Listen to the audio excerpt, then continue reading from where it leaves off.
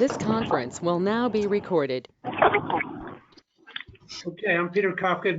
I think almost all of you know me. And it's my turn for the advanced meeting. I moderated the low and intermediate meeting yesterday. So this is my second one in a row. And one of the gentlemen on our call tonight, we kind of shifted from last night to tonight, and he's on. So I'm going to briefly introduce him to you and give him the floor. His name is John Seidel, and he joined us last night, but it was quickly apparent that this was probably the more appropriate group to be on because his disease is recurrent now. He did have an RP, and he's had some hormone treatment. But he was just describing what was going on, and kind of the lights went on with I was a little slower to pick it up, but Rick picked it up right away that he probably was beyond the group last night, but well within the range of our group tonight. So. John, many of us have had a lot of experience with recurrent disease and hormone treatment and scans and you name it with your journey that's starting out now. And many of us have been going for years with it, managing it. So it's not something to be scared of or bothered by, but I'm sure we can give you some guidance and give you some help. So I'll give you the floor, John. John's from San Diego area. Yeah, I don't know what to say except I had the robotic prostatectomy about a year ago, and the PSA levels didn't go down far enough, so I am getting hormone treatments now. I think it's depolyprone or something like that, and it's making me tired and making my sleep restless, and that's about the only problems I've had. But otherwise, Peter, life is normal. Can we go through the whole list of questions to help us? Sure.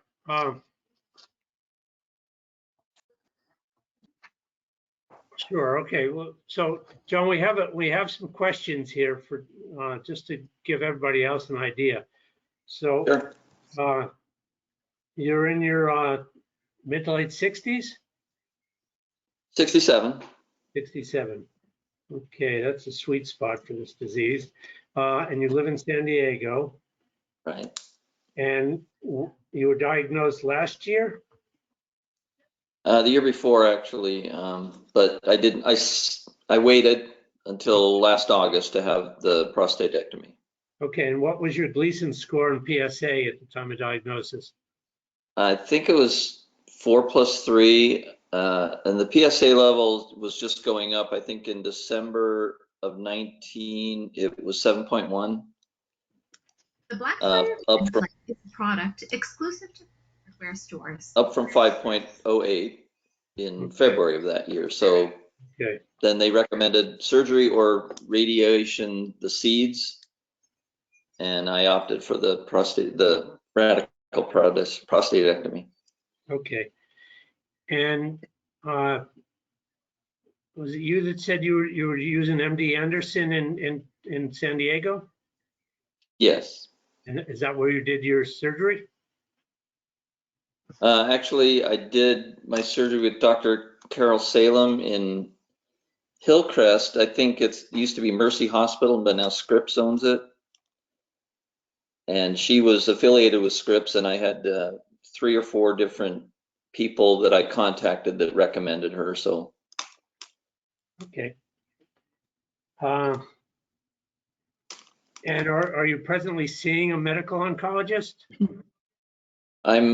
Yes. Well, I don't know what his title is, but he's the one supervising my hormone treatments. Okay. And then I think he mentioned last time I got a shot that in September I'd start some kind of beam radiation treatment. He wasn't saying for sure that's what's going to happen, but it looked like in September I'll start. And this is with MD Anderson in San Diego? It's yes, but I can. I guess it is at MD Anderson. Yeah, it would be. Okay, and then so one other thing which you were just beginning to open up last night that perked up my ears, and which we should bring up. You said you inferred that somehow they picked up a metastatic spread, a lesion in the bones or something like that. And so my question is, was that something that you knew about going into surgery, or was that post-surgery through a scan, or what's going on with that? That I believe was post-surgery. Dr. Salem said she didn't find anything. She took everything she needed to out and said there was nothing more she could do, but there's always the chance that there's going to be some cancer cells spreading. The PET scan or the CT scan, I'm not sure which one, showed that it wasn't in the bones yet. So it's out in my, I don't know what they are, but they're in the hip area, lymph nodes. And that's where I am. I don't know how much they saw or well, I don't know. So they recommended the hormone treatments, and I've had 2 treatments so far. Okay, so you're on Lupron, the Lupron shot? Yeah. And okay. Okay. So I'm gonna leave it there, because I'm sure some of the other guys might have a few questions for you, involving other kinds of scans or what to consider going into radiation therapy and so forth. So I'll open it up to some of the other guys who have experience with this, with recurrent disease, and what your thoughts are. We can't give medical advice on this call, but we can share our own experience and what we've done and what we wished we would have done and so forth. So that's where we're coming from. Okay. Well, I have a couple of questions for you just to clarify. They did an analysis of your prostate after it was removed. What was the Gleason score as a result of that? I don't have that at hand, but I don't think it was as bad as they estimated beforehand. But it was still, an aggressive cancer score. Okay.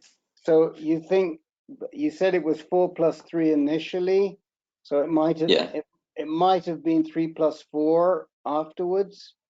Might have been. I'd have to look that up for you. Okay, so it's sort of important. And tell us what's been going on with your PSA since you had your surgery. I think it went down to 0.3, and it has been slowly raising up till March. It was 0.82, and then in June it was 0.06. So it's going down due to the treatment. But it was still there. It was indicating there was still some cancer there and slowly going up. Okay, so initially you saw it rise up to a high of about 0.8, and that was how long when did you get the robotic? Last August. August of 20. And when was that 0.8? That was just in March before the first treatment. Okay, and then it's dropped pretty quickly down to 0.06. Are they measuring your testosterone? They are. I'm not. I don't have the number in front of me, but yes. Okay. And it looks like your testosterone is at a low enough level where it should be, right? Yes. And it Right. feels like I have no And it testosterone. feels like it, yeah. Yeah, we're going to talk to you about how to deal with some of those side effects. I wanted to bring it up yesterday, but we don't like to talk about hormone therapy and all the side effects on that call, whereas everybody on this call has been exposed to hormone therapy for some period of time, so it's much easier. And do you think could it be a radiation oncologist you're seeing right now? It, gosh, I'd have to look up his title, but I think he is an oncologist. What's his name? What's his name? Dr. Michael Costi. I mean, is he a urologist or is he a radiation oncologist or is he a medical oncologist? It's Kosty. Let me find his card here. Okay. I mean, I think the reason we're asking you is because we want to make sure you're with the right type of doctor. Okay. He's a medical oncologist. He's a medical oncologist. Okay. So it's good that you got a medical oncologist involved. What we really want to know is whether he specializes in prostate. I'd really ask everybody, if you're not speaking, to please mute. We don't want to call you out, but if you're not speaking, please mute so we don't get the feedback from you. So John Ivory, who is always the quickest to the draw on this call, has found his overview. John, is he a GU med onc? No, he does work with prostate cancer, but the first thing it says is melanoma and lung cancer as well. So I think the question for you, Mr. Seidel, sir, is what made you pick out this doc, and how did you get to Dr. Costi?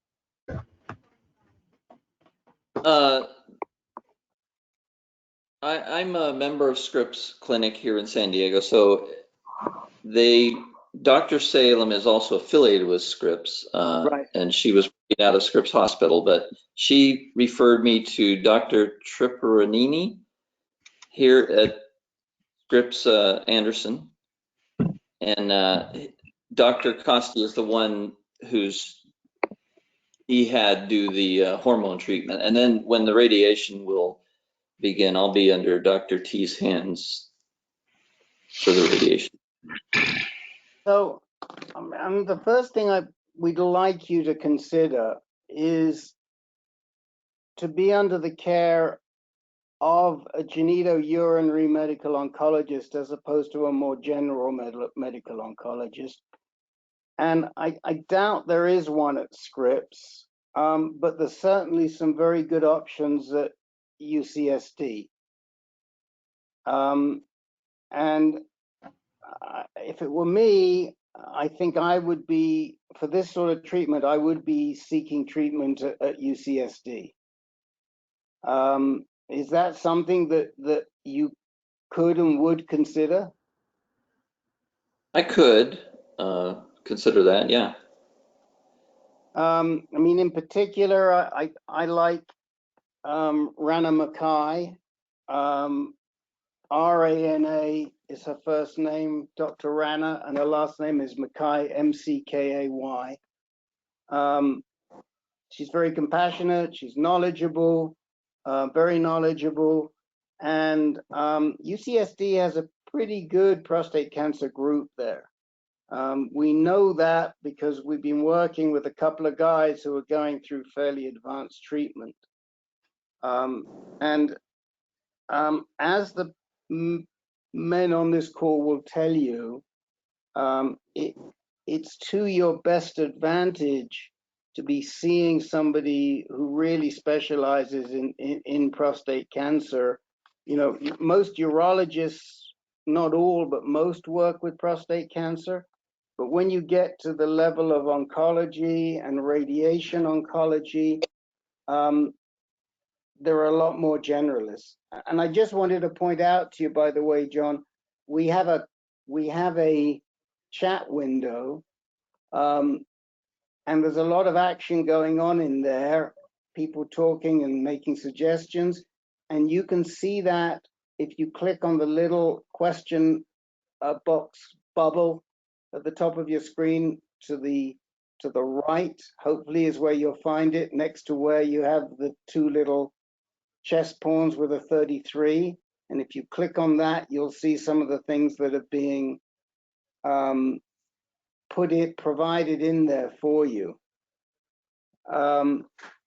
But I've said enough. I'll let some other people speak up as to how they handled their recurrence.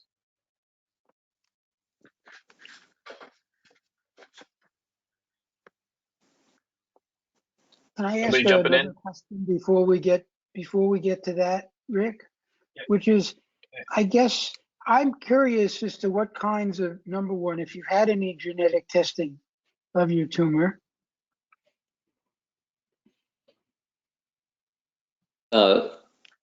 What was the question? Have you had any genetic testing of either you or your tumor? Genetic testing? No, not that I know that they did on the tumor, but no. Okay, because nowadays we've been hearing a lot about precision medicine. And essentially, precision medicine means tailor-made to your disease.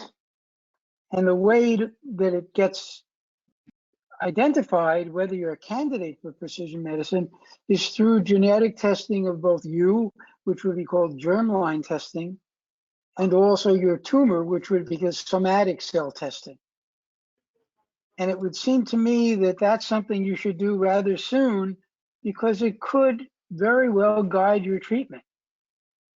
The other question I had is, there are very sensitive scans these days, one of which has just been approved, but your PSA may be too low for them.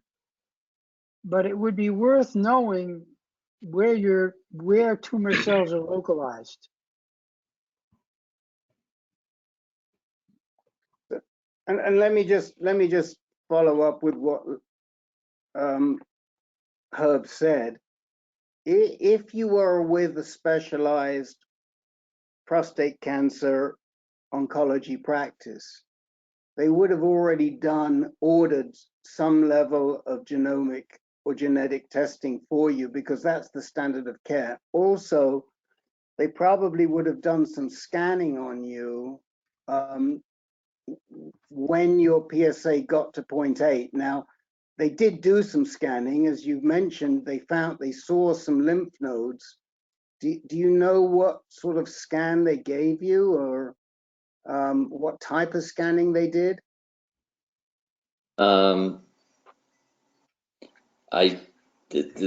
one doctor called it a bone scan to see if it spread in the bones, and the other I think was a PET scan. And I'm not sure if I know if it was more involved than just a PET scan. I can look at the records when I get off this call, but. So normally, when I don't say normally, today, a good prostate cancer practice would be using a specialized scan, probably something like an Axumin scan, AXUMIN, or maybe a PSMA scan, if they could access one, if one was available at the time. Now they are available, and within a month or so they're going to be widely available. But back in August or whenever it was of last year, the end of last year. But the reason we're sort of pushing you towards these specialized practices is because there are a couple of issues already where we see that maybe a prostate cancer specialist doctor might have done something a little different. Mm-hmm. Do you have cancer in your family? My older brother had colon cancer, Okay. but that's the only cancer I've heard of. Okay, well, again, all the more reason why. How about your parents? Did they have any cancer? No cancer. Okay. I mean, there is a relationship between prostate and colon, and a simple mouth swab test would indicate if that was relevant to you. And so these are some of the reasons. Somebody wanted to say something just before. Well, it might have been me. Might have been me. And I was just going to say real quickly, kind of amplifying what you said, but John, so when I started this journey, 7 years ago now, I just figured that, well, it doesn't really matter. I mean, you got prostate cancer, you go to a hospital or a clinic and they just give you the same procedure. Who cares where you go? And it turns out that's not true, that there is a big difference in the type of treatment, the expertise that different kinds of physicians have and that different hospitals have.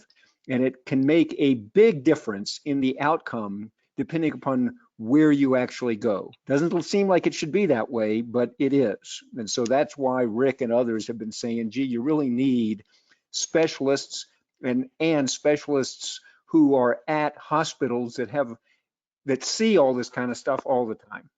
That's it. No, I hear you. That's my urologist at Scripps was going to do the surgery, but then my wife said, why don't we talk to some people? And she knew 3 or 4 people that had prostate cancer, and they recommended the other doctor, and she's highly recommended. So I think they said she's done 1,000 of the prostatectomies. So yeah, I went outside my Scripps clinic to do that, and Rana McKay might be someone I'd want to talk to. Right. Yeah, I wouldn't go back and second guess the surgery. I mean, a lot of us have had surgeries. It's done. I'm sure went well, and hopefully you don't have many side effects from it. But as it recurs now, you're gonna probably have to watch things a little more carefully. And when Rick mentioned the doctor at USC, with a medical oncologist, a genitourinary medical oncologist, you don't need to see them per se every month or every week. I mean, you can do a lot of this on visual and phone consultations. They don't need to really examine you too much. They can tell by the records and by your tests and so forth what direction you need to go. But just to have someone overseeing you, because from this point on, your surgeon will not be following you. They've done their job. Right. And if you're a radiation oncologist, it probably will be appropriate for you to do some form of radiation. And you want to explore the various kinds of radiation that might be appropriate. And stick with us, because if you've got movement into some of the lymph nodes, you want to make sure you get radiation that can address that and not just the prostate bed. So there'll be questions to ask radiation oncologists. But then again, once they've done their job, it's going to be the genitourinary medical oncologist who'll be your quarterback and following you from here on out. And that kind of person with experience on your team, because this is a rapidly evolving thing, this prostate cancer. There are new scans, new treatments. There are second-line anti-androgens that many of us have used or are using. So there's questions to ask. And I heard his comment about genetic testing or genomic testing, which are different from each other, are things that are coming into play as standard of care now. So you haven't missed the boat. You're right in there, and you live in a wonderful area. I mean, it's not like Dubuque, Iowa, and God, you gotta get on a plane and go someplace. You're within easy reach of great medical facilities. So Can you put your email in the chat window so we can keep in touch with you? And if you have specific If I can- questions about the hormone treatment, I mean, we've all been through this. You know, one thing that everybody will say right off the bat, if you're feeling sluggish and tired from Lupron, it's exercise, exercise, exercise, even though you don't feel like getting off the couch. You got to do it. So, And can I just add one thing, Peter? I know you mentioned yesterday that the hot flashes were bothering you. We will send to you, if you give us that email, we'll forward on to you a reminder for this meeting, which has a link in it for a gizmo that some of you guys are wearing, I'm sure. David Muslin, Frank Fabish is holding up his hand. Is Herb Geller holding up his hand? I'm not wearing it right now. You're not Jeff is wearing his. And what this is a recently developed gizmo. It's available over the counter, but it's also in clinical trial, and you can get one for free if you qualify. And it works, according to the guys, effectively to control hot flashes. And Oh, it really? works through the night. And I know you said, I heard you say yesterday, I didn't want to develop it, but yes, you are getting woken up multiple times during the night. That's what happens. Some of the, and many more times than you even know. And that's why you wake up in the morning feeling like a Mack truck hit you. I bet you do, right? Yeah, a little bit. Yeah, because we've all been there and we all got the t-shirt and we empathize. And maybe this gizmo, which has an overnight setting on it, will help you. And you should apply for to go on the trial. Are you a vet? Are you a vet by any chance? No. No, you're not. Okay, because if you were, we were going to give you another good tip, but we can't do that because you're not. So there you go. But yes, make sure we've got that email address. You can put it in the chat window. You can send it to any of us individually, and then we'll send you on all this good information. And we got loads of great tips for you going forward. Okay, can somebody tell me how to enter my email address? Yeah. So you see that little white bubble in the? Are you using a PC or what are you using there? An iPad. Oh, an iPad. Who's using an iPad that can navigate John on an iPad? I am. It's just in the upper right corner. It's the third icon over from the right. The microphone's the first one. The video's the second, and chat is the third. Right, I've See got those three icons at the top? It looks like a cartoon character. Okay, that was all muddled. I see a list of names. That's all I see, and I don't see my name. It's the next one over. The Next people icon over to the right. There we go. Okay. Okay, I see my name now. And if you can type in take a look at some of those links in there and all the information that people are saying to you. When we move on to the next guy, you can study all that information in there, and Okay. type in your email address, or if you just want to give it to me, I'm happy to write it down, and we'll start sending you reminders, and I'll send you the thing on how to get the gizmo. Okay.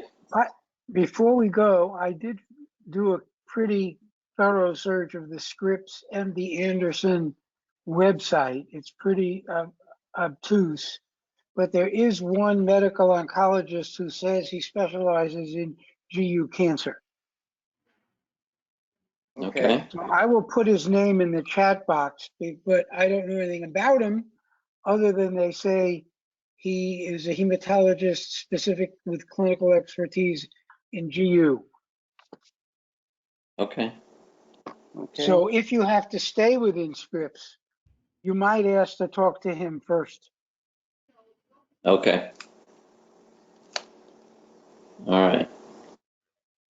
And if you want to get hold of any of us, rd@ancan.org is me, and Peter is Peter K @ancan.org, and Herb is Herb@ancan.org, and so now you've got a selection of people that you can talk to. And like I say, when you got a second, I don't see your email in there, but either send it to us or put it in there so we can keep in touch with you. All right. I just I went to the settings button and I entered it under personal information. No, you need to put it into that chat window. Okay. So you have to open that chat. If you see all of those chat messages that are there, there's loads of them. You have to hit everyone to see it. When you hit the bubble, you have to hit everyone. Then you see the messages on your iPad. Have you found the chat yet? Yeah. So just put my It's the middle email icon. address in the chat. Yeah. Yes. Click everyone, and There you we can type go. at the bottom. Brilliant, brilliant, brilliant. I'll send Okay. this to you right now to your email so you can look at it later. But go through those messages because you may find it. Hold on a second. John, And John, how did Bill John, the Frank? other thing he said he put it in his personal info, so I went and copied it and pasted it into the chat window. And John, if you can't get through all this stuff, you can contact me. You can contact me later, and I can send you a transcript of the chat log. And I'm Okay. bfranklin@ancan.org. I mean, yeah, .org. Okay. Have we confused you enough? I bet you're sorry. Now you're thinking I should have just stayed on that low intermediate group, aren't you, John? Huh?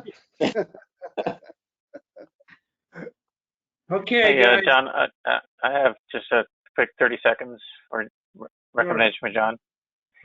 You mentioned you were having difficulty with sleep. My name's Carlos, and I clearly had the same issue you did. I've been on Lupron for many years now. Having restarted it recently, again, was facing that issue. I ended up with taking 1 milligram of lorazepam, that's also coolant, known as Valium in previous years. But that's all it really takes is 1 milligram.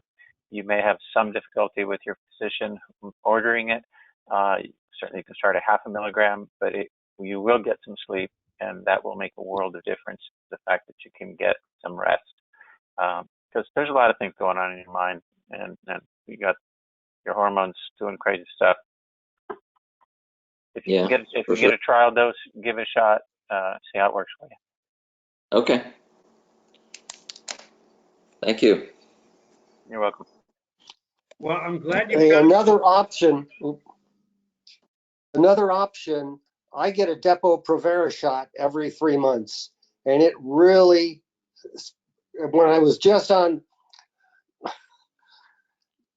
Lupron, it really just about killed all the hot flashes. Now that I'm on Zytiga, I get them. But a Depo-Provera shot every 3 months really did the job. It's just another option. Okay. I know all this information can be a little bit overwhelming at first because a lot of us have been managing and dealing with this disease for months and months and years. So and a lot of us tell our doctors what to do rather than wait for a doctor to tell us what to do. But it's I mean, our motto is you've got to be your own best advocate. So there's a lot to learn, and you'll do fine. I mean, you just, and you'll be around for a long time. This is not going to get you. So good luck. Stay with us, and you know things keep changing along the way for all of us. Okay. So stay with us. It's good to have. Yeah. Good to have you along, and Steve Pierce, thank you very much for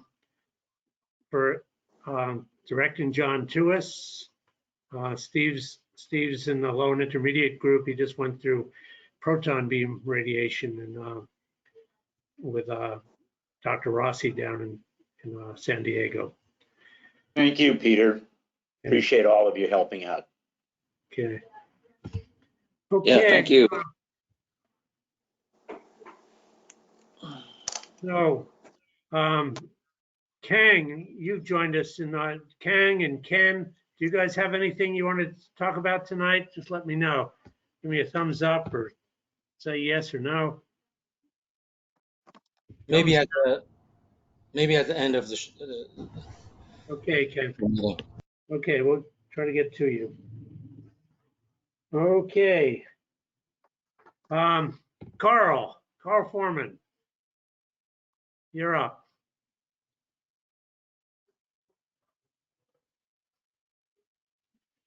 Carl in the Berkshires.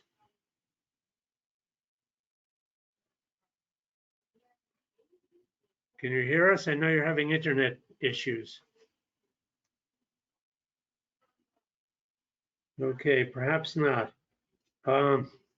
Carlos, since I know you're on, so go. Why don't you go ahead? Hi, thank you, Peter. Just a quick update. You call on your phone. Call. Are we good to go? I guess so, yeah. I'm not hearing Carl. Okay, yeah. I didn't know if he came on. Yeah, so as you all know, I started back on Lupron this January. My PSA has now dropped 0.4, 0.3, 0.2 this past week. So my current doctor, Dr. Price at Mayo, is very happy with that process between that and the I forget the name of the stuff, deuterolamide. Sorry about that. So thank you, darolutamide. Thank you. So he's happy with that regimen. At this point, he wants to just hold off. He looked at my genetics and said, you know, nothing there is a driver. I'm not quite sure what he meant by that, but that additional treatment would he did not see needed at this point until something failed.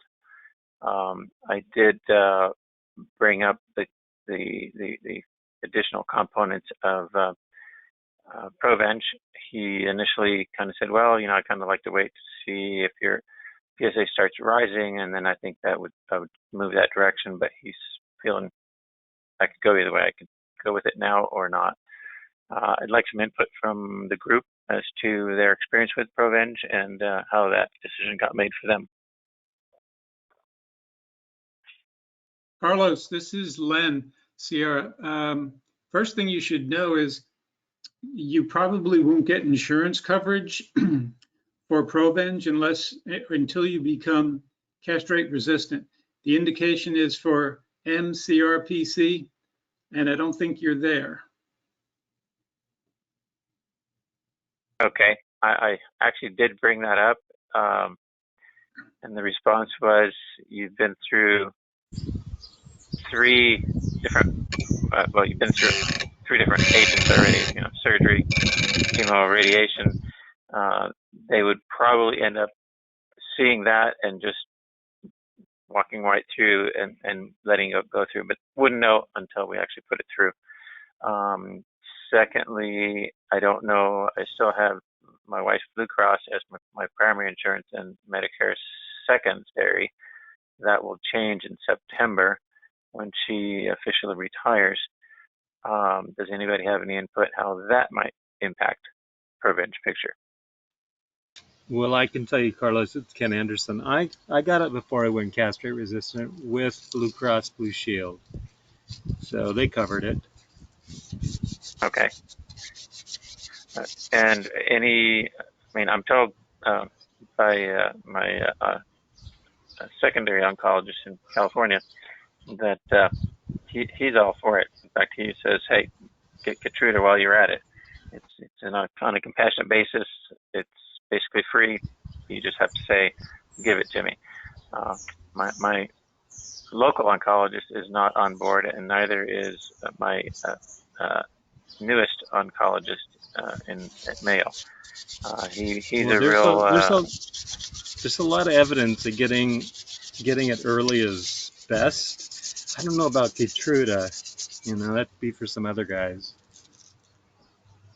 Yeah, I think it's still new enough that as I've been told, you can get a durable remission with it, but you won't know unless you have it. And then there is a test you can take to see if you're likely to have side effects from it or not.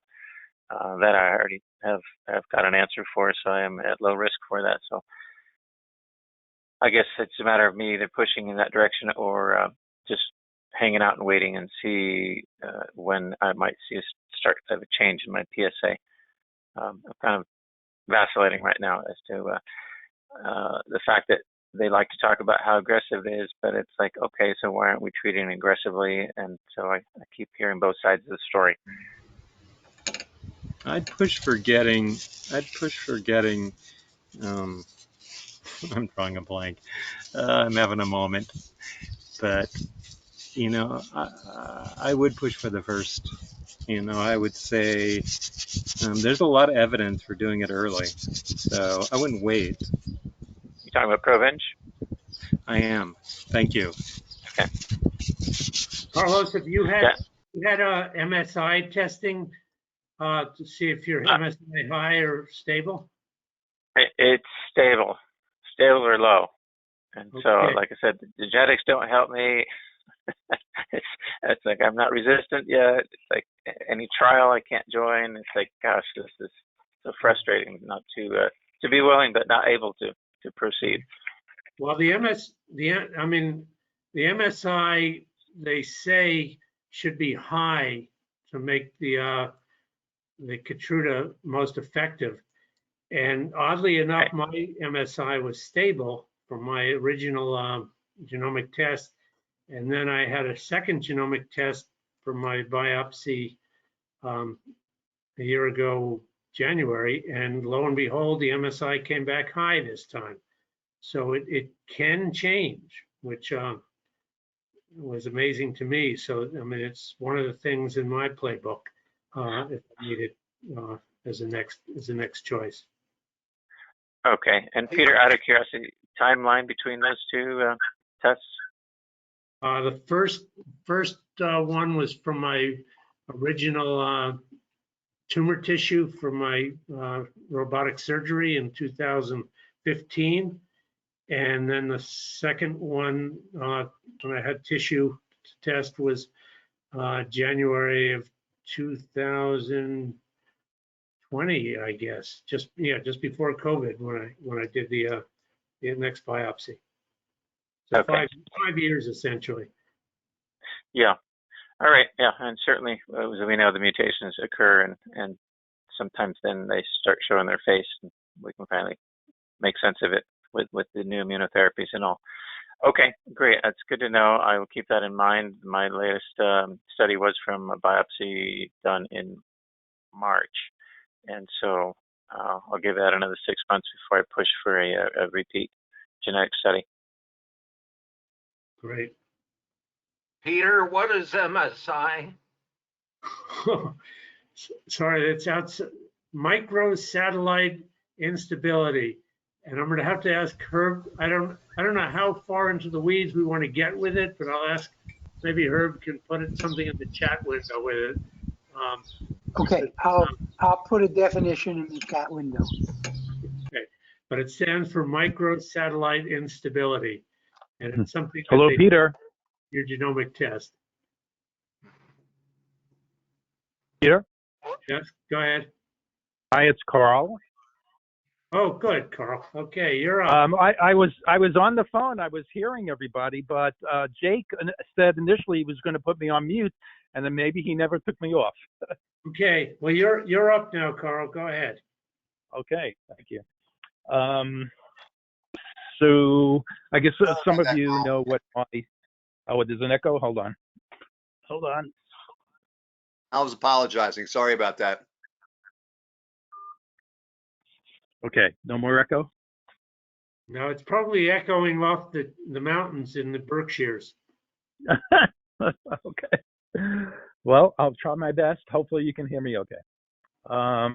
So my situation, just as a recap, I was about to start a clinical trial with Dr. Tagawa at Weill Cornell, met with him on July 6th.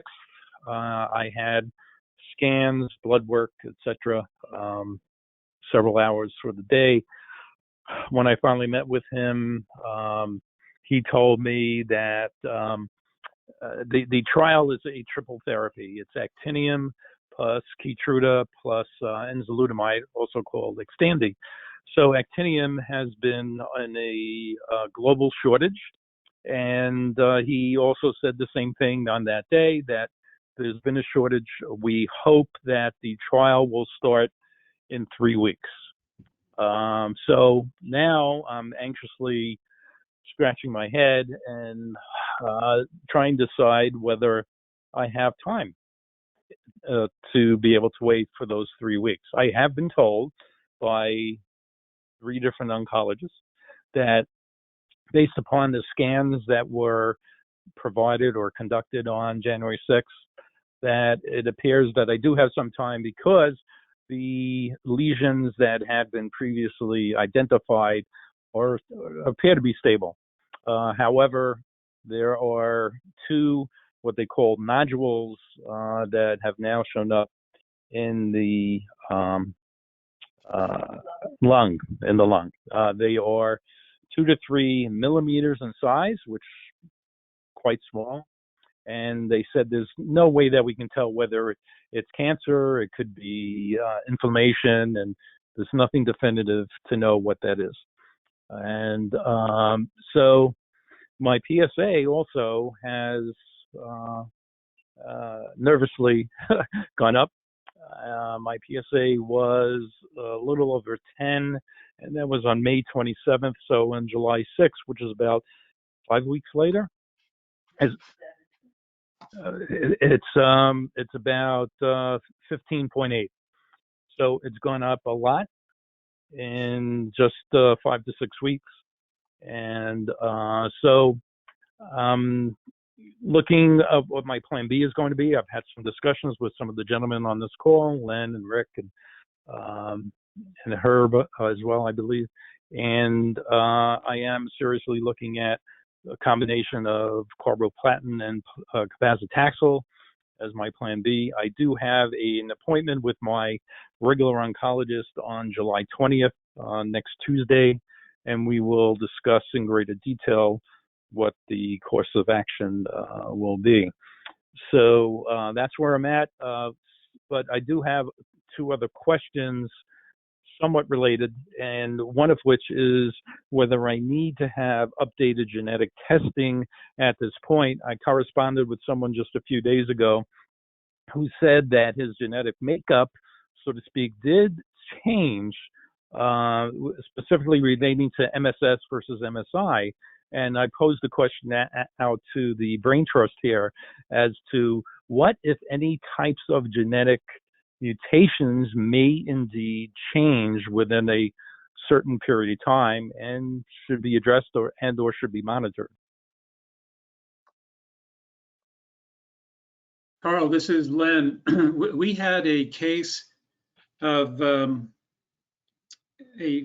member of our group, Bill Burhans, Professor Bill, yeah, who like you was germline positive for BRCA2, and after it was no longer working for him, it worked for him for at least as long as it did for you, maybe even longer, and then it stopped working, and they did another genetic analysis, and it turns out his BRCA2 mutation reverted to wild type. Essentially means it became normal. That mutation just disappeared. So I would say there's definitely some benefit to you having another genetic sequencing. Okay. All right. I will definitely pursue that. I guess it's kind of interesting since, unfortunately, both my daughters also have the BRCA2 mutation, whether that's something that could change per se. But yeah, I will definitely follow up on that. The next. Carl, hold on, Carl. So in Professor Bill's case, it was a germline mutation, and it not a somatic mutation, and it did revert to wild type. So it would be the same situation as yours. Now we've had other men who had somatic BRCA, like Len, and it no longer shows up. Isn't that correct, Len? Well, it didn't show up in the bone biopsy that I had. Right. But it doesn't necessarily mean that it's gone. Well, I mean, the research suggests that the genetic mutations are the same wherever the metastasis is.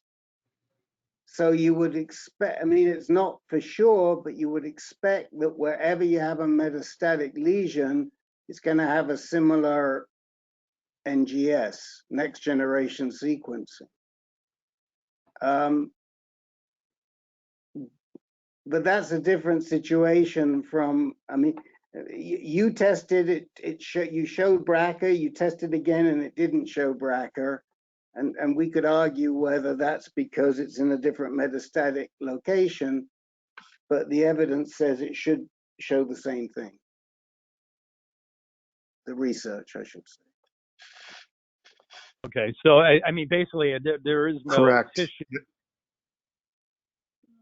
I don't have any current tissue that has been biopsied recently that could get genetically tested, and I'm wondering whether a liquid biopsy or the spit test from color.com would be appropriate and applicable at this point. A spit test probably won't do it, Carl, but circulating tumor cells could.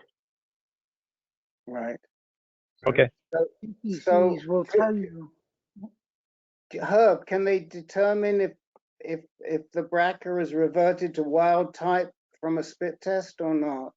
I don't think so, because a spit test is still just looking at your own DNA, and that spit test is basically looking for your genomic DNA. It's not looking at your cancer DNA. Right, but that's the point. That's the point, that when they looked at Bill's genomic DNA, that the mutation was no longer there. I would have to know more, Rick, but that's such a wild possibility, because your genetics is your genetics. Okay. Anyway, Carl, this is Peter, and if you want to talk about carboplatin, give me a call sometime, because I mean, unlike Len, my BRCA2, is consistent, but it was somatic, and I did carboplatin last year. So it seems to have worked for now. Right, and you did it combined with cabazitaxel as well, right? No, I did it combined with docetaxel. Ah, okay. Okay. Anyway, give me a call, and I'll let you know what my experience was. And just to clarify, I think the best thing that you could do would just be to do a liquid, a CTC test, CDX. Right. Which is the circulating tumor cells. That's going to pick up what's in your germline, and it's also going to pick up what's somatic. If it shows a BRCA mutation, or if it shows you've reverted to wild type, which is what it did for Bill. I'm not quite sure what the implication of that is for germline. That's above my pay grade. Herb may know, but the fact is that what FMI says, this is fact, is that they get the best results from soft tissue, second best results from CTC, and the third best results from bone. So I don't think you'd be that hurt. And you, I know you did have FMI test with Yeah. didn't you? Because we got a copy Yes. of it. Okay, we got to keep moving on because we got to keep our time in mind tonight. Okay, thank you. Jake, you want to comment at all? You said you're kind of feeling funky. Yeah, I am. I won't take more than a minute or two. I have a PSA test on tomorrow, so I'll have numbers next week. But I don't think my chemo is working. I've been having a lot more lower back pain and hip pain to the point where it's waking me up at night. And I ended up taking, instead of 1 oxycodone a day, I've been taking 2 or 3 plus ibuprofen. And believe it or not, today it was 93 degrees here in Maryland, and I had chills. So my wife took my temperature, it was like 99.8. So my temperature is a little bit high for some strange reason. I have no idea what's going on, and that's really all I can say at the moment. Does anybody have any ideas or suggestions? No. Do you have a physician within reach besides your oncologist, someone you can actually call on and talk to at a moment's notice? Yes, I do. She's not doing office visits yet. She's still doing teleconferences. But yeah, so. But you can reach out to her. Yes, I can. Okay, It does seem like a good idea, Peter. This is John, because a fever combined with increased pain in the absence of a change in medicine kind of suggests to me to look for an infection somewhere. Well, that's certainly a possibility. I'll ask the oncologist tomorrow, ask her what she thinks and see what she says. But then if necessary, I will reach out to my PCP. Thanks for the suggestion. Right. The fact that I have additional pain more than I had a month ago, that's pretty much consistent and steady, is telling me that the oral chemotherapy that I've been on, that we were all hoping would work, it apparently is not working. But again, the PSA will tell me that later on this week. That's all I had. Thank you so much. Let us know. We're thinking about you constantly. You know that.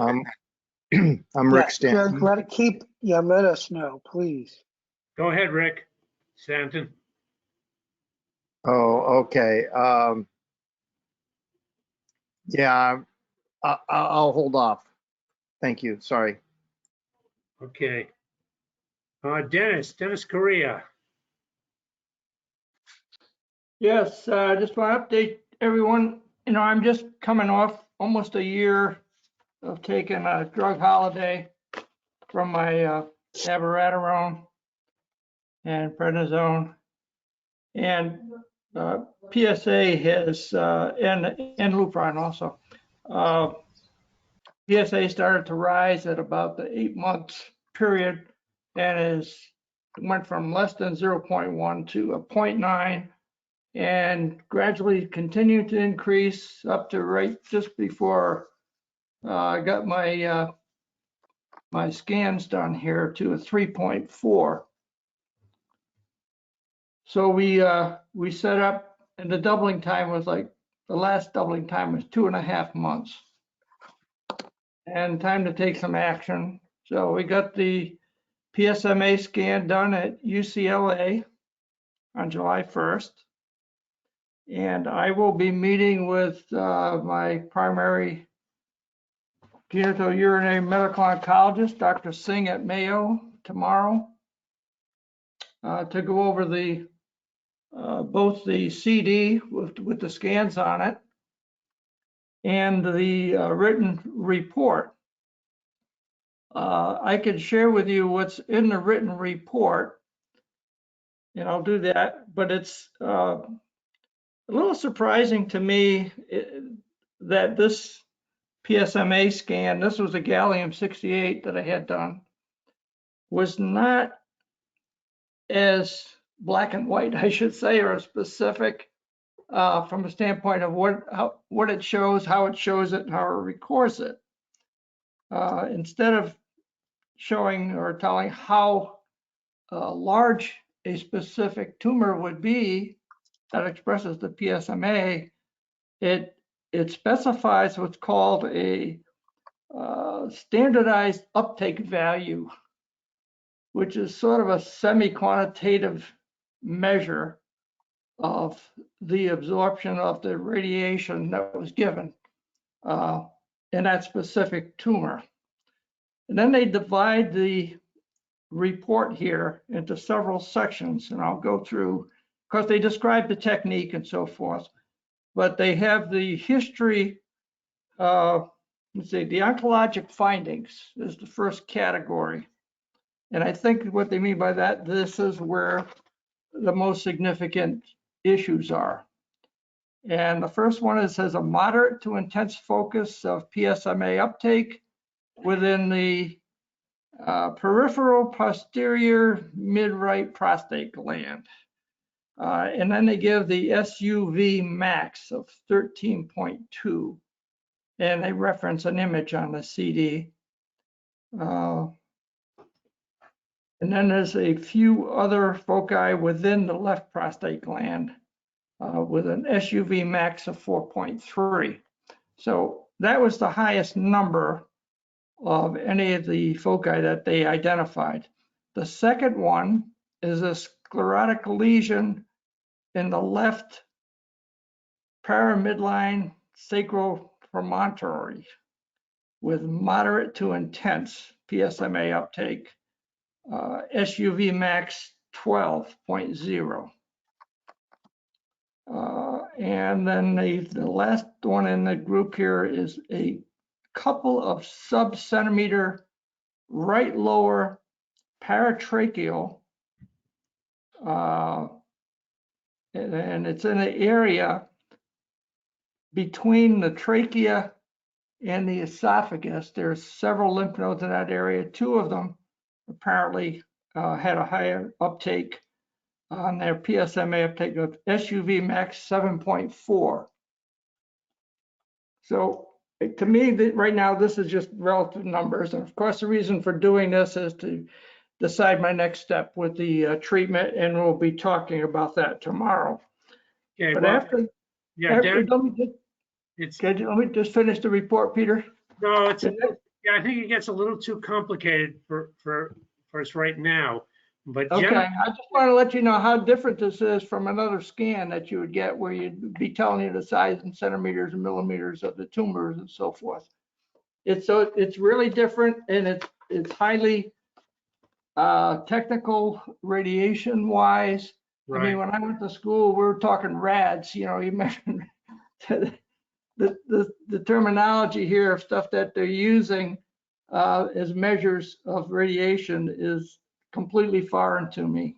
Right, but what generally a lot of interpretation of this report to know exactly what I've got. But they also had some intermediate findings in addition to the oncologic findings, and L2 and T7. Okay. And they had SUV figures for those. And then of course they go into additional findings. Dennis, let me just cut in a second. I think what we need for you to do, because we can't follow this either. It's hard for you. It's even harder for us when we're not looking at it. Summarize for us what you think it is saying to you compared to what your last report said. Okay, that's the other issue, Rick, because it's not directly comparable. The only information I have here is the prostate is 13.2 SUV. The sacrum is 12. Those are both moderate to intense. And then I have two lymph nodes, paratracheal, at 7.4 with a PSMA increase. Let me ask you a couple questions. Is there anything showing up on this report that has never showed up before? Yes, the lymph nodes in the paratracheal area. Okay. And I believe the one in the sacrum as described sounds different than where the other one I had in the sacrum previously. Dennis, if it was me, I would talk to Dr. Singh about, for one, whether at this point in the game, whether it's worth going after the primary tumor, because they do mention that a fair bit, and you've got pretty extensive mets beyond that, in your spine and sacral area and so forth. Yeah, I think you're gonna have a good discussion with Dr. Singh, and it's important to do that. Yeah, I wasn't really trying to get you to understand in detail this thing, obviously, because I can't understand it either. Right. But because that's the beauty of the PSMA scan, is it picks up stuff all over the place, because it any place where PSA is showing up in cells all over, it's going to pick that up. So you've got pretty extensive outline of stuff going on there, and it'll be interesting. But I would, for sure, if it was me, I would talk to Singh about what he thinks about the primary tumor, because you still have a prostate, and whether it's worth going after that, or whether you need to focus on something else. Anybody else have a comment about that? Well, I mean, the only comment I have, Peter, is thus far I heard essentially 4 major areas outside the prostate. Yeah. Right? So I think there are lots of different treatment options, but I think you need to make sure that Dr. Singh is well aware of them. Yeah, I know. You may have what's called oligometastatic disease. Yeah. So we'll discuss debulking of the prostate, whether he thinks that's something that would do anything. But I'm probably looking at going back to, I mean, most of these, maybe the sacrum could be hit with some radiation. I don't know. And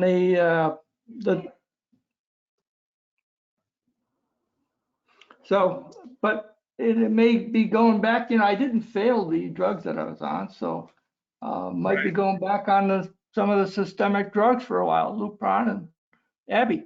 Yeah, that might make sense, and you might have to consult with a radiation oncologist as well, beyond Dr. Singh. So you've got a lot of ground to talk to Singh about, for sure. I'm not making light of this, but these are pretty extensive reports, and that's the beauty of the PSMA scan. It gives you a lot of information, and sometimes it can be scary like this. Yeah. What did you say? Did you say your PSA was 3.4, the last one? Yeah. Okay. Yeah, all my other blood work was within range. Everything was good. Before I went, I had to have a current metabolic panel and so forth. And how long have you been off now altogether? How long have you been on drug holiday? Next month would be a year. August will be a year. Well, the one thing I do want to say to you is getting a year on drug holiday is great. It's a lot longer than other guys we've known. And so, it's not out the box. And if you now have to go back on, you'll go back on for a while and see how you do. I also, your particular case, I think it's really important, because I hate to see the cancer getting too used to that abiraterone, because we've known guys that have done that, and then we can't find anything else for them to treat. I mean, it might even be an idea to start you back up, and this is worth discussing. I don't know what anyone else on the call thinks, but maybe to start back up on an androgen blocker rather than abiraterone, and see how you respond to that. Right. There was a trial going on where they were getting newly diagnosed prostate cancer patients to swap off on their, whether it's the androgen blocker or anti-androgen drugs, like every 6 months or so, to avoid it morphing. So. Yeah, but you see, one of the problems with that trial, I think it was Len that reported it, was that they didn't allow for changeover in between the drugs. So it wasn't a well-designed trial, right, Len? Yeah, there was no washout between the crossover. But Dennis, were you, sounded like you were looking for guidance on what they meant by SUV, or do you know that? Well, I've looked it up.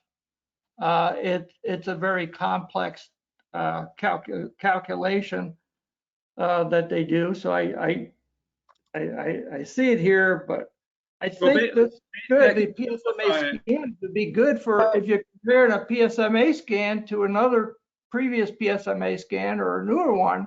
Now you got something, but I don't think it's directly comparable, other than there's the fact that there's something there, because they measure it in a, quantify it differently. So Dennis, clearly you have metastatic disease, right? Right. And then the obvious answer is and I agree with Rick, you've had a drug holiday, but it's time to do some systemic therapy. Again. Yeah.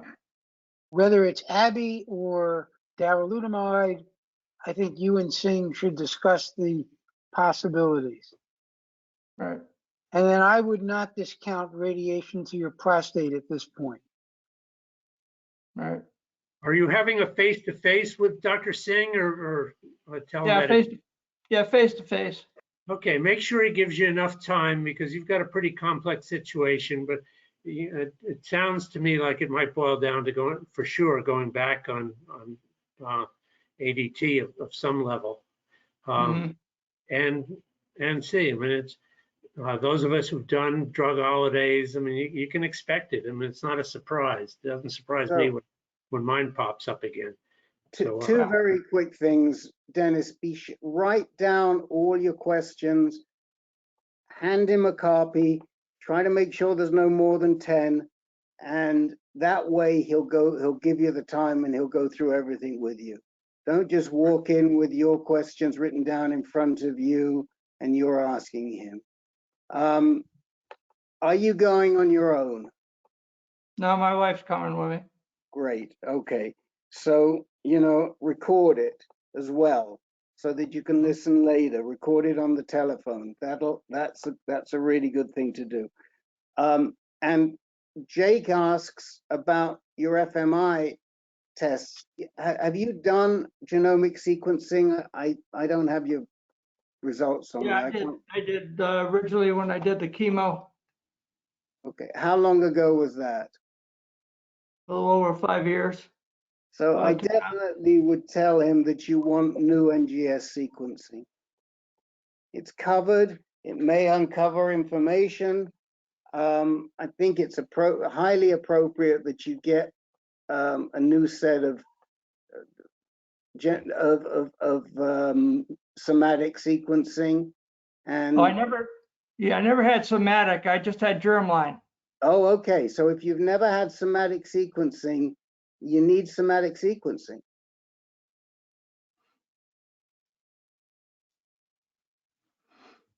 I don't know where they get the tissue sample.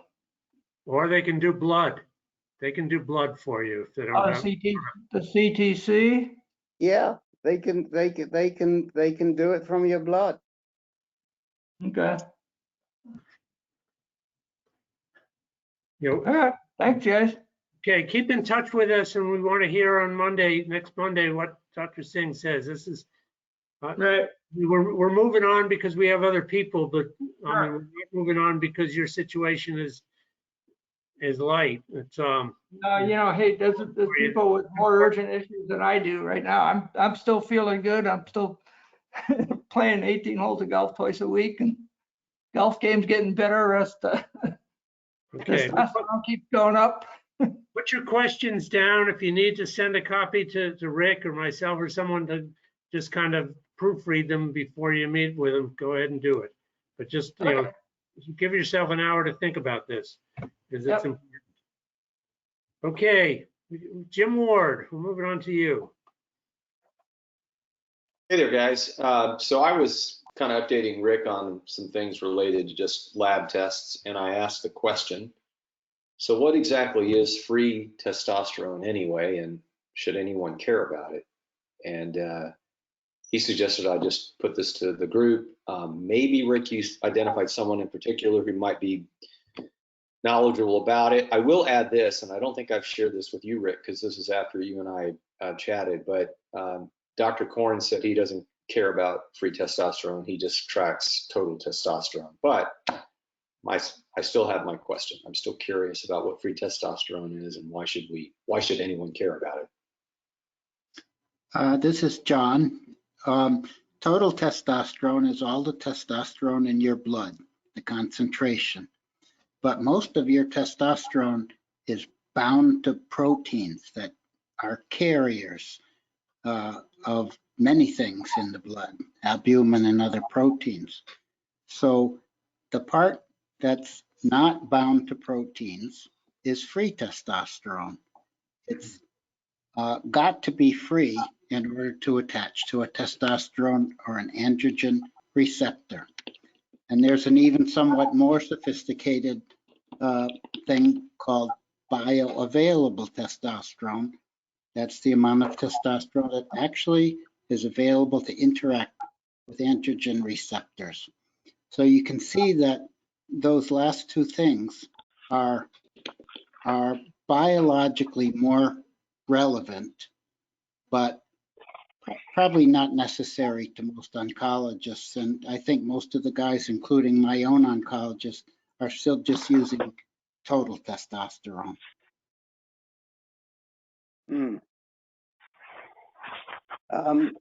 Ken Anderson is our, thank you, Dr. John, and that's Yes, really thanks.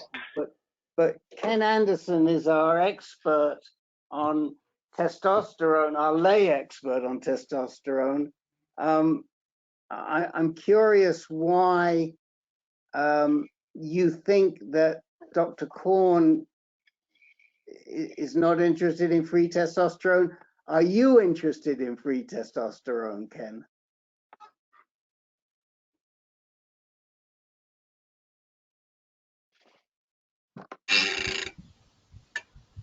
I must admit, not so much. Okay, and tell us why. Tell us why. Well, John actually covered it pretty damn well. I mean, he really did. I mean, yeah. Yeah, but my question. I don't think I really have much to add to what John stated. Yeah, but my question is this: if the only type of testosterone that can feed the prostate cancer is either the what was it called, Dr. John? Bio what testosterone? Bioavailable, which is close to the free. So if the only testosterone that can affect you is either the bioavailable testosterone or maybe free testosterone, what the heck does it matter? What does the overall matter? I mean, and you're always so concerned about the overall testosterone. Yeah. Rick, the free testosterone matters, but you don't need to measure free. Okay. To know if things are working, because as John told us, most of it is bound, right? So whatever number you get, a fraction of that is going to be free, and that's going to be the active testosterone. And if it goes up, it goes up. If your total goes up, your free is going to go up. Your total, unless you have some really strange disease which produces excess binding proteins. Okay. It's all linearly related. Okay. Okay. All right. So it's all linearly related. So we know that if your testosterone goes up, then so does your free testosterone and your bioavailable testosterone. That's correct. Okay. Unless, as I said, you have a disease where you're producing more binding proteins. Okay. Or fewer binding proteins, but that's very rare. I mean, it's not. So Jim Ward, are you satisfied with this explanation? And does anybody else have questions? And by the way, the person that I was hoping would be on to respond to you was Dr. Mark, but he's not on today. So, because he's the endocrinologist in the group. So, but Dr. John sometimes gets himself confused between his head and what's between his legs. And so he did a very, very good job in the psychiatrist did a great job in explaining what's between your legs. Right, John? Right. I'm just teasing you all, you know that. So is that, Jim, is that it for you? Jim, is that, you're muted, I think. I'm going to say, to answer Rick's question, I think I'm satisfied, even though I sort of turned this more into a chemistry exercise than I ever anticipated. But yeah, I think that helps. Okay. Okay, Joe Emergia.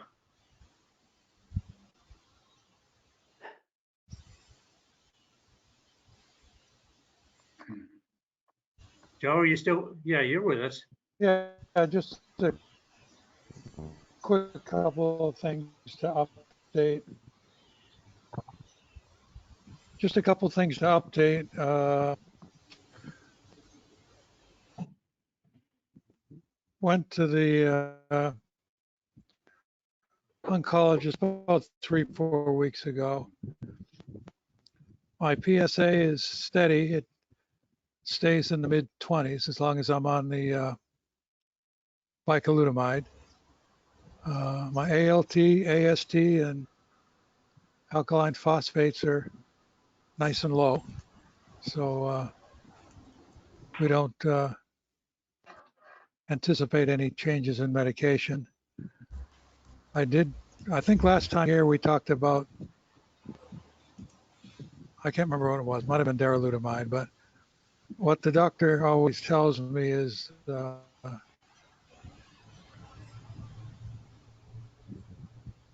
what you're on is the devil you know, and what you're not taking is devil you don't know. So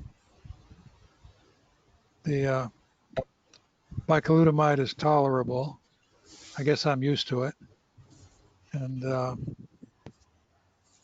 I'm satisfied with my PSA where it is. That's kind of where it sticks. Also went to a foot doctor to see if I can get my feet in a little better shape for exercising. So we'll see how that goes. And since I was diagnosed with type 2 diabetes a couple of months ago, well, I wasn't really diagnosed. I kept yelling and screaming about fasting blood sugars of 180 on my blood test. Doesn't anybody notice that? But anyway, when my A1C went up to 7.6, they noticed, and now it's back down to 6.0. So that seems to be working, and I'm trying to keep off of high glycemic index foods because I like starchy stuff. I could survive on potatoes and potato chips alone. So that's where I am today. So are you considered diabetic? Are you diagnosed as diabetic? Well, when my A1C went up to 7.6, yes. Okay. Well, keep a close eye on the feet. I mean, you know, that disease goes after the feet for some reason. So keep a close eye on it. How often do you go to your oncologist to see them?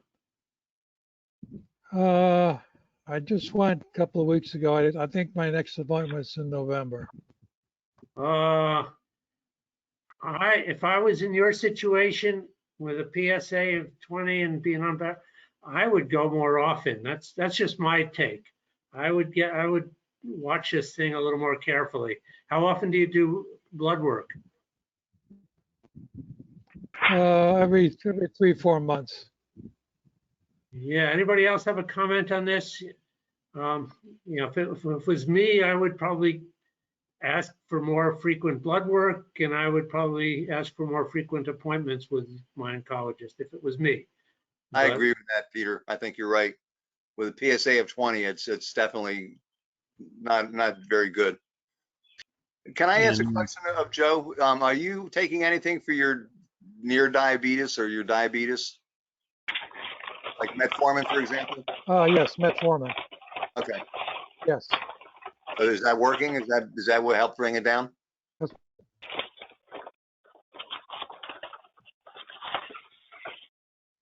I'm assuming so. I mean, my fasting blood sugars are in the 120s now, rather than, you know, over 150. Right. Okay, good. Thank you.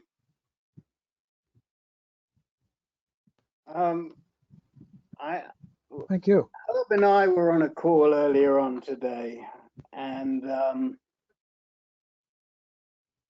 it's regarding a new nutrient product that they think can control cancer, and they've had some success with it. And after Herb hung up, they gave us a little more details of the prostate cancer guys they've been working with, and they have a fairly rare profile in that the guys that they've been working with have not been on treatment. And there's one guy who has had some amazing success, who isn't taking anything and has metastatic cancer, started off with a PSA of 100, and it's down to 25. Are you still taking the bicalutamide? Because I know that you take it intermittently, Joe. Are you on it right now, or are you off it? No, I'm on it. I've been on it for quite a while. But you have started it and stopped it in the past, right? Yeah, I think I took 2 vacations from it. I'm just wondering whether, first of all, you'd have to be willing, and then they'd have to be willing, but they have this nutrient, they have it in 18 flavors, it's safe, and whether you would want to try it to see whether it works. It comes in the form of soups and slushes and shakes. I don't know, but it's an idea because you fit the bill. Herb? Well, I wasn't there for the end, so I mean, it certainly seems like it has a shot, but I can't comment because I didn't see their data in terms of PSA or anything. Mm-hmm. What's the nutrient name? It's their own proprietary nutrient. The company is called Filtracine, and the product is called Tiltify. And they are doing some tests with it. There's a clinical trial going on, and they explained it to us today. Sounds like snake oil to me. Well, hold on. Why do you say that, Len? Because it's a nutrient and it hasn't even been in clinical trials, and they're making these fantastical claims about it reducing dramatically. Wait a minute. I have a problem. Don't jump down the throat when you don't know anything about it. Well, it sounds like you don't know much about it, Rick. You don't even know the name of it. But you don't. You've got to go to the website. You've got to look what they're doing. Well, and don't throw stuff out like that. It makes me a little crazy. Let me jump in. What they're doing, hold on, and then you can have your shot. I don't know if it's right or if it's wrong. Here's what I do know they're doing. They're taking a combination of amino acids, and they're analyzing those amino acids, and they're seeing what amino acids feeds the cancer and what amino acids do not. And then they're creating a nutrient product that does not. Now, it's been tested. It's been in animal. It comes out of Yale. It comes out of a very reputable Stanford lab. I haven't underwritten it, but I'm not going to call it snake oil until I know more. And on a call like this, we don't want that. We have to keep an open mind. If it's snake oil, we'll call it snake oil, but right now it isn't snake oil. Okay, Rick, give us the website in the chat room so we can all. So can I, right, but I don't think even, I checked their website, folks. Rick, give me a minute. So the way that, what they did was they took a whole bunch of cancer cells in culture. And cultured cancer cells, like any cells, are dependent on a variety of nutrients and amino acids. And then what they did was they found that if they eliminated what are called non-essential amino acids, the one non-essential means the body can't make them,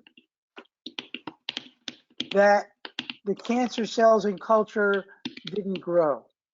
They then did animal experiments where they fed the animals a diet which lacked these amino acids. And the animal experiments showed that the cancer grew more slowly.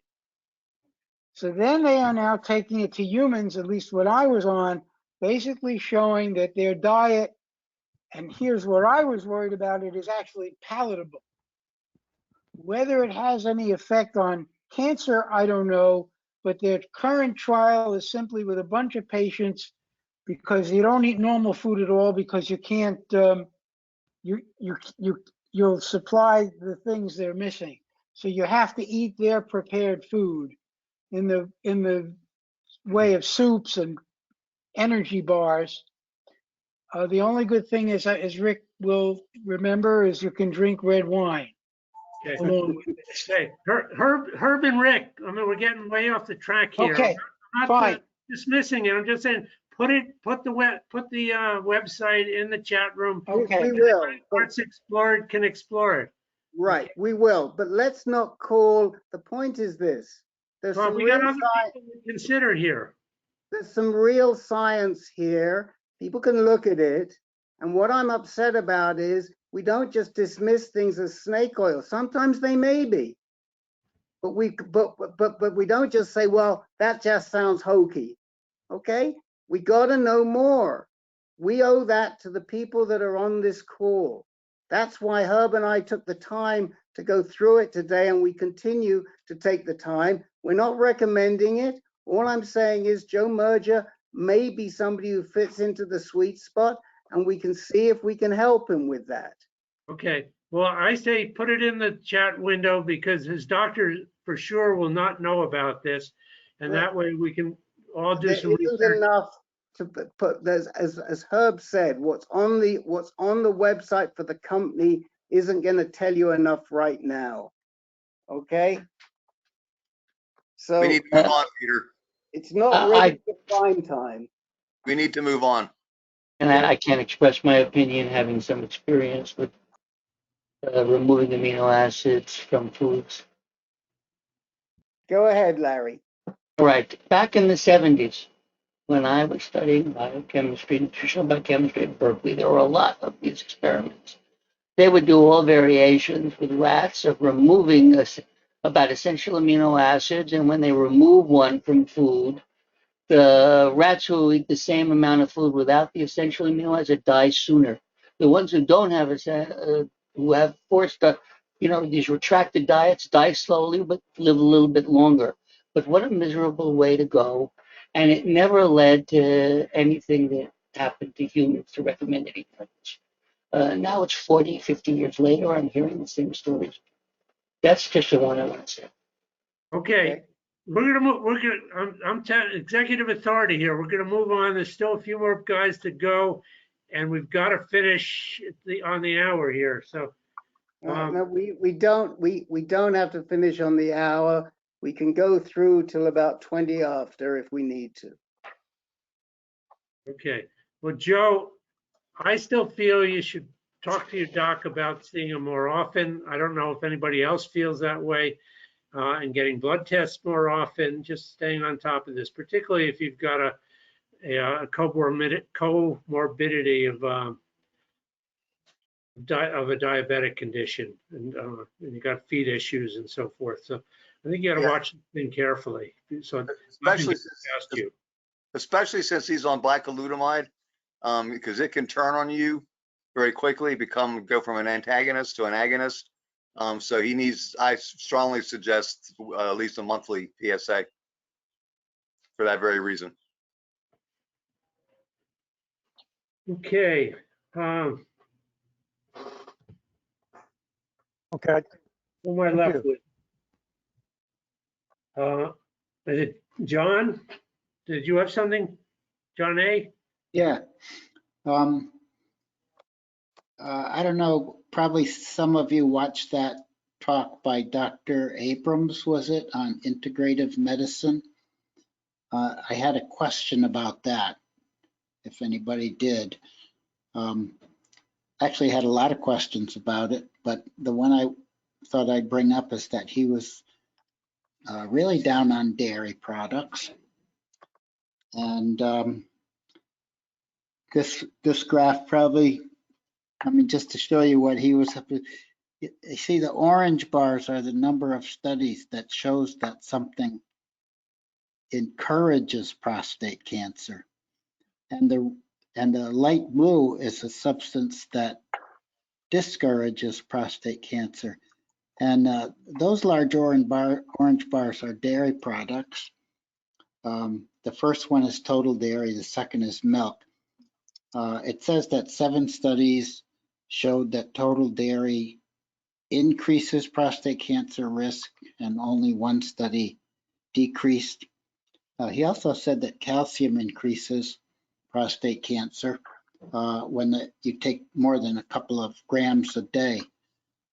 So I was wondering, I get most of my protein from dairy. So I was wondering if you guys who know about this thought that the evidence against dairy was good, and if it is it the fat, so you could have fat-free dairy? Is it the proteins, the animal proteins, the amino acid components, like somebody was, like Herb or somebody was talking about just a little while ago? And I think a lot of the stuff that guy talked about was people who were on active surveillance, and they were measuring time that they had before. They were measuring their chances of recurrence while they were on active surveillance. But a few of the studies were for, I think, guys like us who had already had our recurrences. Are we too far along the path to even be concerned at all about diet, or can we slow our metastases by avoiding dairy? Anybody know if this is a real thing or not? Well, John, I can tell you my first visit with Paul Korn at MD Anderson was cut dairy, cut red meat. And I really don't have like the data to back it, but I pretty much did exactly what he said. I don't do any dairy products. So I don't know. I would say MD Anderson's position is that dairy has an impact on prostate cancer for guys. Wow. I wonder how it does it, if it's through animal fats or through calcium or through proteins. Any idea? So this is immensely complicated, and it's funny you bring it up because Bill Burhan, Professor Bill's brother, Buzz Burhan, has a PhD in dairy nutrition. And soon after Bill died, he decided that he was going to look specifically at the dairy issues because he felt that dairy was not a culprit. And that when Bill started to lose weight and he fed Bill, and Bill was staying with him at the time, and he fed Bill dairy products, it helped Bill put on weight. And I said to him, you know, it's just not good. He has a stack, he says 2 foot high, of papers. He'd spent 2 months on this. And when he finally got to the end, he read 2 papers, and the 2 papers, recent papers that he read, made him rethink everything. And the bottom line is, he's not sure at this point if dairy does or does not impact. And I just talked to him about this as recently as yesterday. He was supposed to be on the call with us on this Filtracine call as well, out of respect to Professor Bill, because as some of you may recall, Professor Bill had a big interest in this nutrition issue as well, and chemotherapy, regarding chemotherapy. Most of the national NCCN hospitals, cancer centers, are opposed to dairy. And I'll send you, I'll put it in the chat window right now. I'll put in the chat window the nutrition and prostate cancer reference from UCSF, together with a second reference which has all of the references.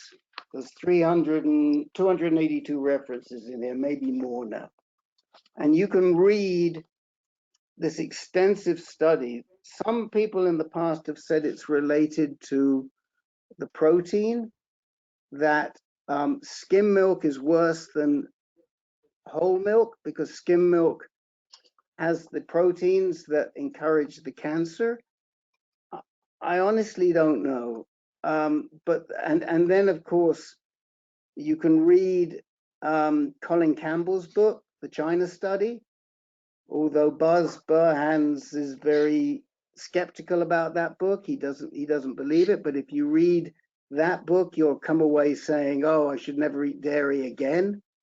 There is a lot of literature on the impact of calcium on prostate cancer. And there's a correlation between people that have high serum calcium and high grade prostate cancer. I was one of those people. I didn't know at the time. So unfortunately, there is no clear answer, and you're going to have to come to your own decision. And I would be more than happy to allow to tie you into to Buzz, who's done all this research. I agree with Ken. I've stayed off of dairy largely now for years. But do I eat it now and then? Yeah, I eat it in moderation. You know, he makes a suggestion which really upset Buzz, because I sent Buzz Abrams's webinar. Abrams makes a suggestion that cheese is related to addiction, that the casein in the cheese affects the opioid receptors. This is your area, Dr. John. But the casein in the cheese impacts the opioid receptors and can lead to addiction. You know, the answer is I don't know, but I've given you a fair amount of information, and I'll put these 2 references right in the chat window. Okay, so if you notice, Rick, I just put a recent paper, 2021, which is it's a review article trying to analyze published data on dairy and cancer. And so you can all look at it. Yeah. And what they basically say, it's ambiguous. For me, John, meeting Colin Campbell and listening to him and reading his book did it for me. I cut out dairy early on and feel great. And there's studies that say, you know, why do the Chinese not have, you know, huge prostate cancer problems? So, and yet Chinese Americans do have a significant amount of prostate cancer. So, but not mainland Chinese. So there are different inferences you can draw. Colin Campbell was a researcher from Cornell that represented the dairy industry for years, and then came to the realization that this was hokey. That he needed to get reverse things. Anyway, it's a very good point, and I think we all probably have personal experience about this. Does anybody else have any input on this that they'd like to raise? Yes, I do. For the first 15 years after I was diagnosed, I was completely vegan. No meat, no sugar, no white bread, no dairy. I used to be a big skim milk drinker. I drink it by the quart, and I stopped all that. And within 2-3 weeks, my PSA went from like 6 back down to 3.5 or 4, and I kept on it for 15 years, but I gradually slacked off because I was on the road a lot and in remote areas, and things got out of hand a little bit near the end, and I had to go on bicalutamide. But while I stuck to the diet, it worked for me. Wow. Keeping my PSA, keeping it less than 10. Wow. And for what it's worth, Schultz and Marina Del Rey is a big proponent of no dairy.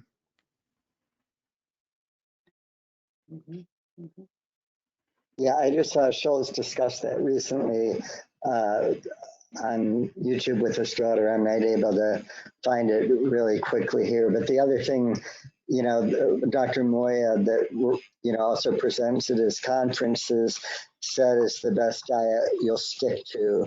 And I really try a vegan diet, but I really have to cheat fairly often because I miss too much. Okay, very good. Good Thank you, consideration. everyone. Ken Anderson, can you update us a little bit? I can, Peter, but I don't have any updates. I mean, I did last week, I think. Okay, PSA is around 22, and I'm doing fine, hanging in the Northwest. Okay, well, maybe my star moved a little bit. Kang, how about you? That's probably where it was. Oh, yeah. Monday I will see my oncology doctor in Mount Sinai and do a blood work and the doctor follow up. Wednesday, 2 days later, I will be seeing a doctor from MSK for a second opinion.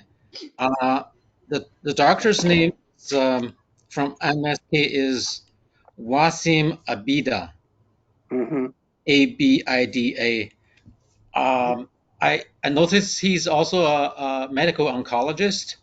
My original reason of seeking was because the combination treatment of adding the external IMRT, which doesn't seem to be working out in Mount Sinai. So that was the reason I started seeking. If I could get that happen to my treatment, if I go to a different doctor so that's what's going to happen. But I don't know what should I expect from MSK. I guess there's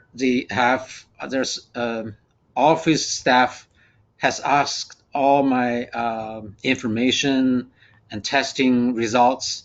They have collected all this to get it ready for the consultation. I don't know what should I expect, from MSK. Do I, do I think they should tell me the same thing? While in your case, I'm a RT or radiation therapy is just not going to happen to you. Is that going to be the case?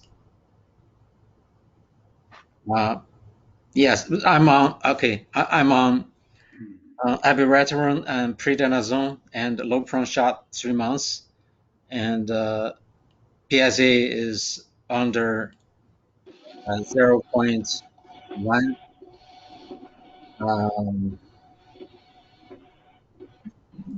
But the Yeah, King, it's Ken Anderson. I okay. wanted to say you can expect that they probably, it's going to probably all boil down to your Medicaid. You're on Medicaid, correct? Yes. Yeah, so you're going to have to push Medicaid to approve in some fashion. I don't know how to do it. Okay. I don't know, but it's going to be from your doctor. So I just try to convince them when you go in Okay. that, taking the gland out of the picture in the form of either doing a radical prostatectomy and or doing radiation has been discussed for a long time as having benefit. Are we having dinner? Okay.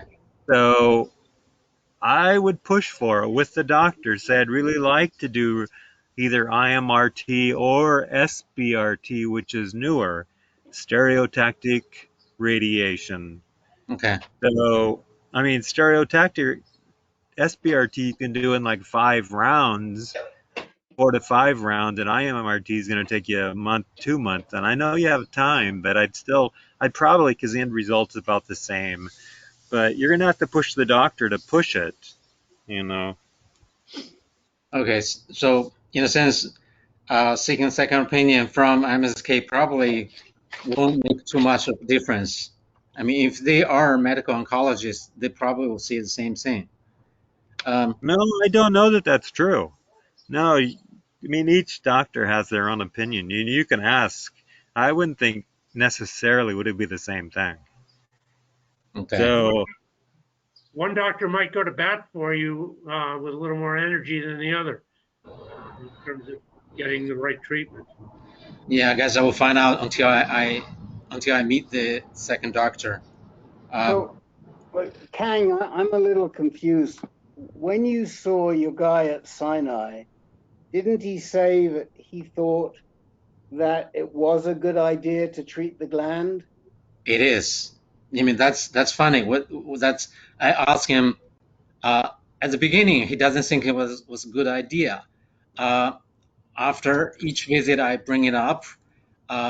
He said if he were me, he would do it. Considering I'm still young, considering I'm a low burden, I believe that's, if I remember right. So that's why he referred me to his colleague, which is with a radiation oncologist. Last name is Stock. So when I went in his office, his fellow doctor saw me first. He went through my file, said, there's the Stampede trial. For that, I'm sort of on the borderline. I could go with 20 session of IMRT, and then when Dr. Stock came in, he said, well, it's not going to happen to you. So he mentioned something like 3D conformative, and that's more of a palliative care, a type of radiation, but not the IMRT. That's where last time I brought it up in the NCAN meeting, and Lynn said, don't go ahead, do the 3D conformative. It was Okay, rather. so let me try and understand. I think the issue here is you would like to get the primary gland treated by radiation therapy. Is that what you would like to do? I think so. Right. So if that's what you'd like to do, then your doctor at Sinai is saying, I don't disagree, it could be a good treatment, but the radiation oncologist who he referred you to is saying, we won't do that, we'll only do palliative treatment and we'll only use 3D. Am I right so far? It is. Right. So you now have said, well, let me get a second opinion, right? Yes. Okay, now, why are you seeking the second opinion from a very good genitourinary medical oncologist, of high reputation. Abita's very good. Wasim Abita's very good. Why are you not seeing a radiation oncologist there? I wasn't the earliest doctor I could see from MSK is Abita, and Zalowski Lynn recommended. The earliest appointment I could make with him is later part of August, so that's like ways away. But let me ask you, Kang, if you have a toothache, you go see a foot doctor. Okay, I see what you mean. I see what you're saying. Okay? Yeah. I mean, the reason you are going to see somebody, it's not just going to see anybody. You needed to see Zalewski. That was the name we gave you because you needed to see a radiation oncologist. You're Okay. going to go see Abida. The likelihood is Abida's going to say to you, yeah, we would probably treat the primary too. Now go. You need to go talk to a radiation oncologist. Okay. The issue here is not with what your genitourinary medical oncologist is telling you, Okay. with what the radiation oncologist is telling you. Okay. Okay. And, yeah. and Abida is fine to see. He's an excellent doctor.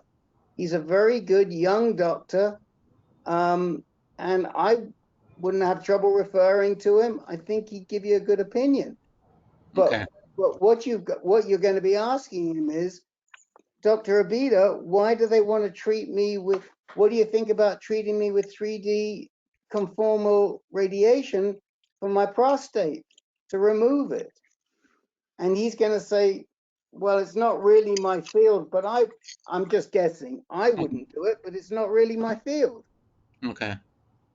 I should make my appointment with Zalowski, even though it's it's in late August, but I should just go ahead and make or another radiation oncologist at Memorial Sloan Kettering who specializes in prostate cancer.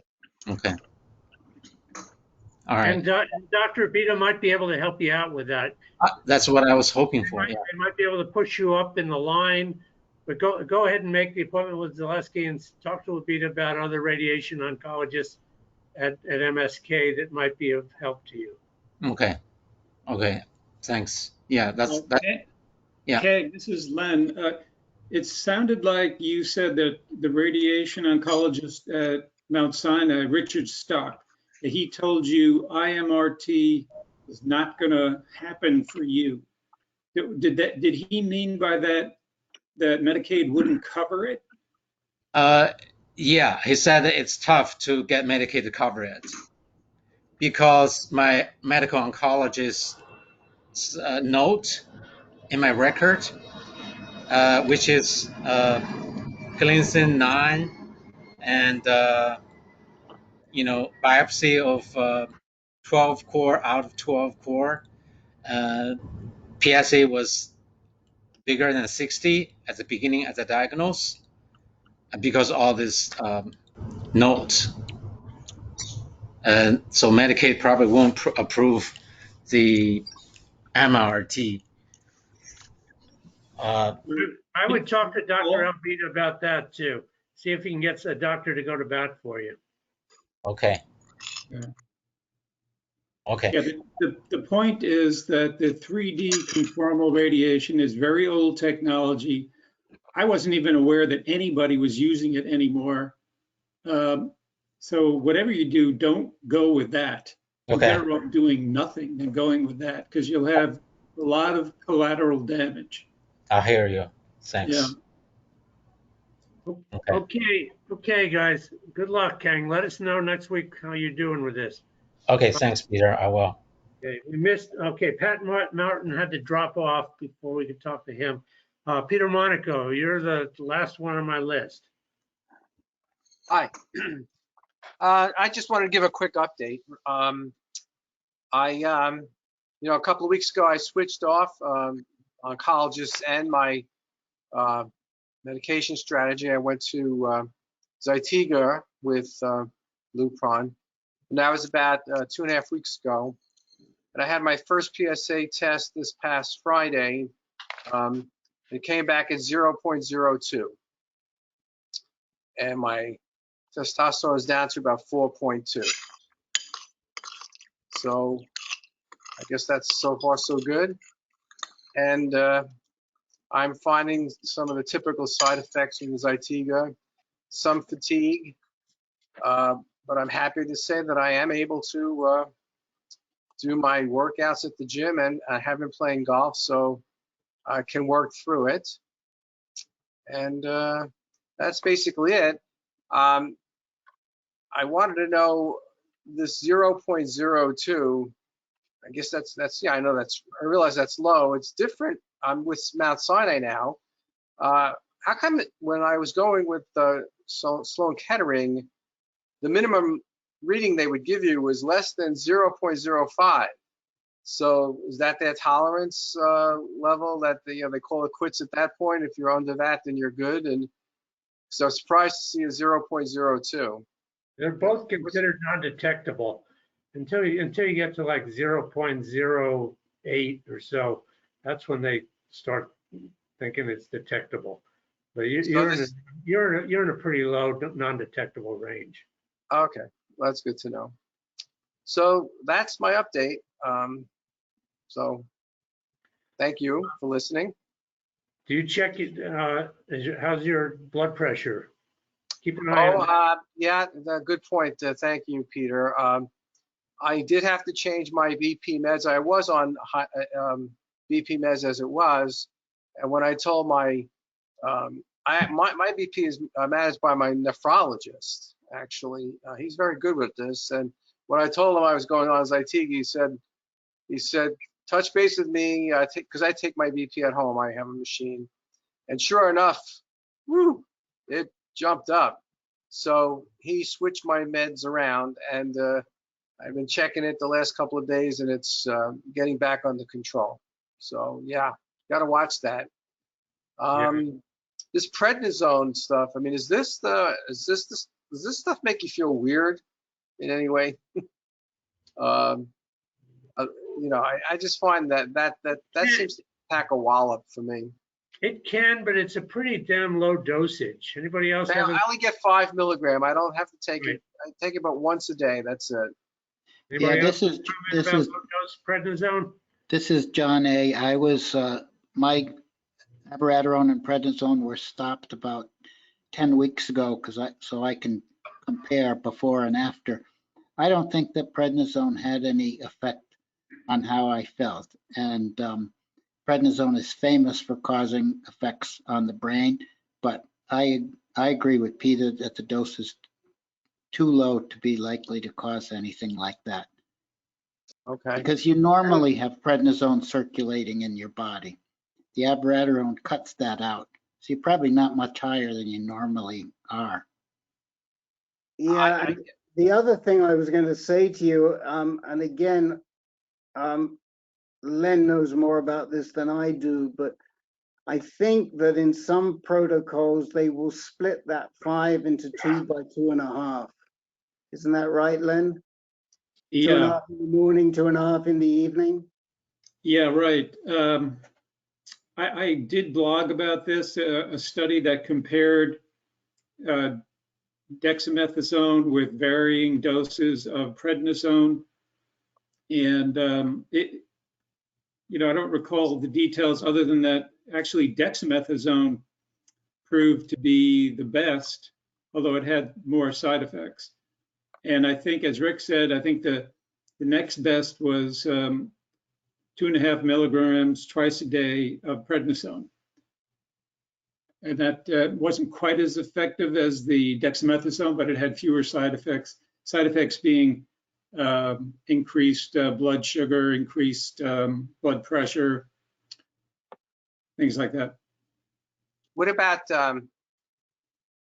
which one of these meds affects your sleeping? Is it the Zytiga or the prednisone? Well, both could actually. Any ADT drug can affect your sleep, because you now have a hormonal imbalance. But prednisone can also cause insomnia. But it's like Peter said, and like John said, it's a very low dose, so it's not likely to cause sleep issues. Len, what was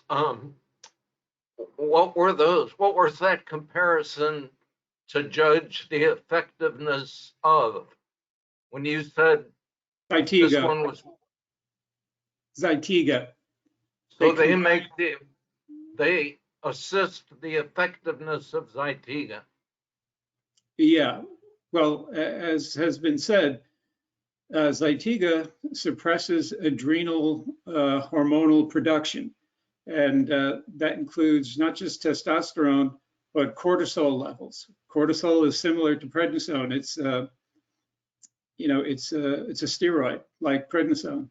So when the reason they give you the prednisone with Zytiga is to replace the body's natural production of steroids.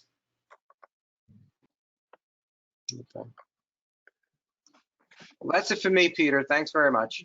Okay. Okay, guys. Guys, if you go to our blog, if you go to our website and you put in prednisone, Len has blogged something about the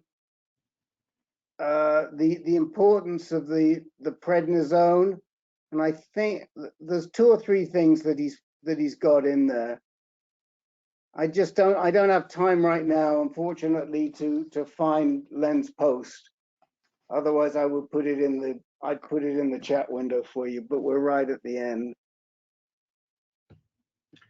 Okay, guys. A lot of people have dropped off for dinner already, and I'm next.